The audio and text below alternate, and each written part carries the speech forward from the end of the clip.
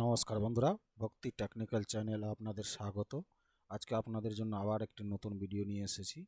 হ্যাঁ, চলো আজকে আমরা দেখে নিব। সকলের একটা প্রবলেম থাকে যে ছবি কোনো সাইডে কোনো কাজের ক্ষেত্রে আপলোড করতে গেলে সাইজ ম্যাটার্স করে, সাইজ কনভার্ট করে কম্প্রেস করে ছোট করতে হয়। হ্যাঁ, সেই প্রবলেমটা অনেকের থাকে। সেই প্রবলেমটা কী করে 1 মিনিটের মধ্যেই সলভ হয়ে যায়, চলো দেখে নিই। তো আমরা গুগলে লেখা নেব জেপিজি রিসাইজ। জেপিজি রিসাইজ করার পরে সেম এই ধরনের একটা প্রথম লিঙ্ক যা আছে জেপিজি রিসাইজ অনলাইন, এটাতে ক্লিক করে দেব। এটাতে ক্লিক করে দেওয়ার পরে হ্যাঁ দেখো এই জায়গায় ক্লিক করে দিলাম। ক্লিক করে দেওয়ার পরে সেম এই ধরনের ড্যাশবোর্ড ওপেন হবে। এই সিলেক্ট ইমেজে ক্লিক করতে হবে। সিলেক্ট ইমেজে পেজটা রিফ্রেশ হচ্ছে, পেজটা ওপেন হয়ে যাওয়ার পরেও সবটা এখন দেখা যাবে।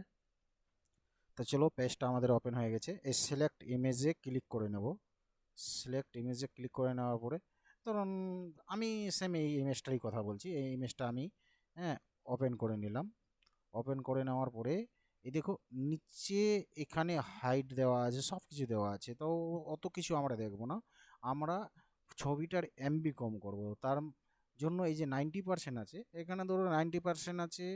90%-এ আমি এটাকে 60% করে দেবো। 60% করে দিয়ে রিসাইজ ইমেজে ক্লিক করব। হ্যাঁ, এখানে ছবিটা দেখিয়ে দেবে কত এমবির তৈরি হলো, যেমন 141.3 কেবি।